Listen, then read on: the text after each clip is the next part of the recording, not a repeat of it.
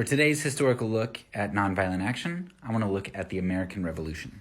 Nonviolent activists are going to argue that it was actually nonviolent action which produced the greatest results for the American Revolution. In fact, there is a letter from John Adams to Jay Morris in which Adams seems to say something similar, at least through allusion, where he says that it wasn't the violent acts of 1776 and on that were the biggest movers, but he said that the revolution was actually in the hearts and minds of the people long before that. And that's because through nonviolent action, the colonists were able to get de facto, though not de jure, independence. I mean, the colonists were paying half of what the British were paying in taxes at most, and some estimate as little as 1/25 of what the British were paying on the mainland. How did they get this de facto independence? Well, for something like the Stamp Act, there were boycotts of businesses. There were boycotts of British goods. There were petitions. There were all sorts of things that the colonists were doing nonviolently.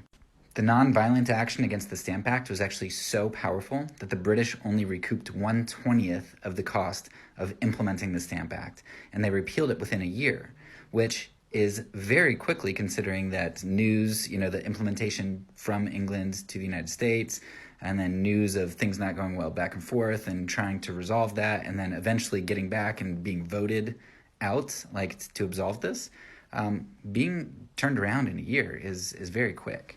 You can see the same thing with the Townshend Act and the Tea Act, with the inclusion of other sorts of things like refusal to export goods, which was a significant issue, and in some of the major ports, refusing to unload British ships. And if you've got perishable goods on those ships and you can't drop them off and bring back revenue, or you can't supply your ship for the return, that can cause some serious issues.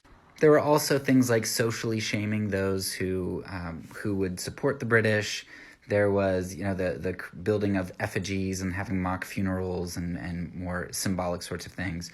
And then you even have women and children who are doing things like going to the governor's mansion and throwing the tea that he serves out the window.